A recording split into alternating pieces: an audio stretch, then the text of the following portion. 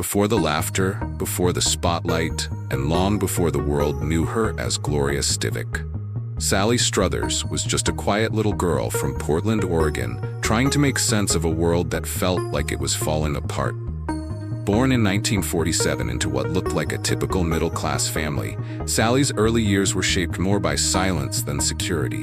Her father, a respected surgeon, slowly grew distant, swallowed by the demands of his profession. And when Sally turned 10, he left, without warning, without apology, leaving behind a house that echoed with emptiness. Her mother, Margaret, suddenly found herself alone, working multiple jobs just to keep food on the table. She smiled through the pain, sang folk songs while making dinner, and hid her tears behind laughter. It was a performance that would later define Sally's own acting style, raw, real, and heartbreakingly honest. To help, Sally started working at just 12 years old, delivering newspapers, cleaning stores, even singing at local events for a few dollars. She wasn't chasing fame, she was chasing survival. But deep inside, something was stirring, a voice that refused to be silenced, a desire to be seen, to be heard. And then years later, the world did hear her, loud and clear. In 1971, Sally exploded onto American television screens as Gloria Stivic in All in the Family. A brash, intelligent, emotionally fearless daughter who constantly challenged her father's outdated views. The show didn't just entertain, it ignited conversations about race, war, gender, and justice. And right in the middle of it all stood Sally. With her raspy voice, radiant energy, and unapologetic spirit, she wasn't just playing a character, she was channeling a generation. Gloria became a mirror for young women across the country who finally saw themselves reflected in prime time. For her work, Sally won 2 Emmy Awards and forever cemented herself as one of the most important voices of the 1970s. But the world only saw the performance. What they didn't see was the little girl from Portland, who had once cried herself to sleep in a cold house, now standing tall in front of millions, finally heard. As All in the Family soared to cultural icon status, Sally became a household name. But off-screen, the lines between Gloria Stivic and Sally Struthers began to blur. Audiences adored Gloria, the sharp-tongued, passionate daughter who challenged her father's every word. But what they didn't see was the real woman behind the role, exhausted, cornered, and quietly unraveling. Producers, directors, even fans, everyone wanted Gloria. Not Sally. The fame, the pressure, the expectations, it all began to weigh heavily. She was no longer allowed to grow, to stretch, or even stumble. She was frozen in time, Archie Bunker's daughter, while the real Sally, the artist, longed to be more. But in the shadows of that pressure, something beautiful emerged: family. Rob Reiner, Carol O'Connor, and Gene Stapleton weren't just co-stars, they became the family she never had.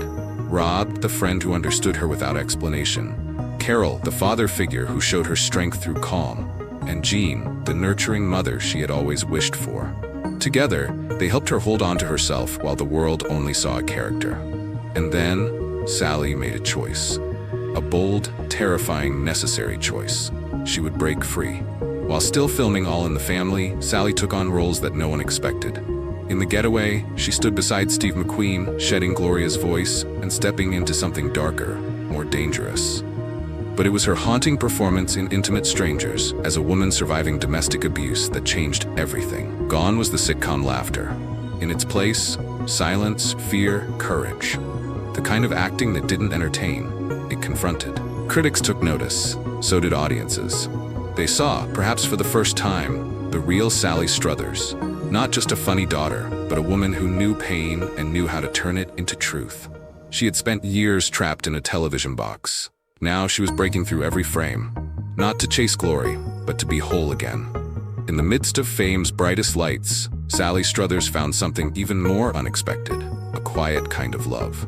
She met psychologist William Rader, not at a glitzy premiere or on a red carpet, but at a small charity event. Where others were dazzled by her celebrity, William saw her humanity, the weariness behind her smile, the tenderness in her voice. And for the first time in a long time, Sally allowed someone into the parts of herself fame could never reach. They married in 1977. It wasn't a grand spectacle, no flashing cameras, just 2 people trying to build something real. Their daughter Samantha was born 2 years later, and Sally called her the anchor of my life. But life, as always, had its own plans. By 1983, William's career had collapsed after a malpractice lawsuit. The man who once held Sally steady now leaned on her to stay afloat. Their marriage ended, not in scandal or betrayal, but in quiet exhaustion. From that moment forward, Sally became a single mother, raising Samantha, caring for her aging mother, and holding together a household, all while still performing, still smiling, still showing up. But even as her personal world narrowed, her heart kept expanding.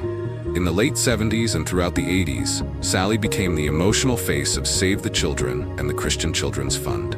Her tearful, heartfelt TV appeals asking Americans to sponsor impoverished children across Africa and Asia became unforgettable. For less than $1 a day, she'd plead, "You can change a child's life." Millions responded, but so did the cynics. Late-night comedians mocked her. Satire shows turned her compassion into a punchline. Saturday Night Live, South Park, they all took their swings. The image of the crying blonde lady became a running joke. But Sally never flinched. When asked about the ridicule, she simply said, "If even one child gets help because someone saw a parody of me, then let them laugh." That wasn't weakness. That was strength. Quiet, unshakable, world-changing strength. Because while the cameras made fun, Sally kept writing checks, kept making visits, kept showing up for children the world forgot. Fame gave her a platform, but it was compassion that gave her a purpose. By the late 1980s, Sally Struthers had become more than a television star. She was a symbol of compassion. Her work with Save the Children had taken her across the globe into some of the most devastated regions on Earth. She didn't just lend her name. She showed up in refugee camps, in hospitals, in the hearts of children who had no one else. But one mission nearly ended everything. While visiting at Children's Village in Uganda with a local priest, Sally was suddenly detained by armed rebels. They accused her of kidnapping, of stealing children to send abroad. It was a horrifying misunderstanding, but it turned into a tense standoff that lasted for hours. No press, no protection, just fear. When she finally returned home, shaken but alive, she didn't speak out in outrage. She said only one thing: "God must have had a reason to let me live." And with that, she changed course. Sally quietly stepped back from international work. The trauma, the danger, it was no longer just about giving, it was about surviving. Instead, she turned her focus inward to the suffering within her own country. She advocated for Alzheimer's care, her mother's final struggle before her death in 1990. She launched housing initiatives for the homeless and lobbied for elder care reform in Washington. She didn't need applause, she needed purpose. At the same time, Hollywood was turning its back. Aging actresses found fewer roles. And for Sally, still seen as Gloria, doors began to close. But she didn't fade, she pivoted. She returned to where it had all begun, the stage. At the Ogunquit Playhouse in Maine, Sally rediscovered her love of live theater. The roar of applause, the warmth of footlights. Over 2 decades, she became the heart of the venue, starring in over 20 productions, from Annie to Hello Dolly. No cameras, no edits, just Sally and the audience. Real, alive, and quietly, she found a second life in animation. Her unmistakable voice lit up childhoods in Tailspin, Dinosaurs, Droopy, and more. For a generation who never saw All in the Family, Sally still found a way to reach them. With joy, humor, and that signature raspy warmth. She had survived fame, heartbreak, and fear, only to shine brighter in the places no one thought to look. By the time most actors hang up their scripts, Sally Struthers was just getting started, again. In her 70s, with decades of fame, heartbreak, and healing behind her, Sally refused to disappear into nostalgia. She kept performing, not to chase old glory, but to honor her love for the craft. She returned to the stage in 2025 as Mrs. Peak in An Old-Fashioned Family Murder, captivating audiences with the same spark she'd carried since All in the Family. A year later, she signed on for the full Monty in New York, still memorizing lines, still standing for hours under the lights, without a double, without a complaint. The world had changed, so had the industry. But Sally remained the same, passionate, present, and quietly powerful. Behind the curtain, she began writing her memoirs, reflecting on nearly 60 years of laughter and loss, activism and art. Not a tell-all, but a love letter to the people, places, and performances that shaped her soul.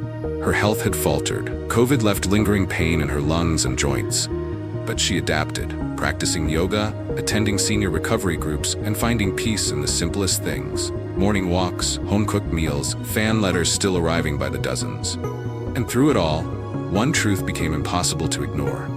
Sally Struthers had become more than an actress. She was a vessel of kindness in a cynical world, a woman who turned tears into action and fame into service. While others chased relevance, Sally chased connection. Whether through the eyes of Gloria Stivic, the laugh of a cartoon, or the arms of a child she helped save, she made people feel something real. She didn't just act, she meant it. And that's her legacy. Not the awards, not the magazine covers, but the millions of people who saw her and felt understood. The little girls who found their voice, the children across oceans who found a future, the audiences who, decades later, still rise to their feet when the curtain falls. Sally once said, "Fame is like a firework. It shines, it fades, but compassion, that never burns out." And for every soul she's touched, Sally Struthers is still shining, quietly, steadily, unforgettably.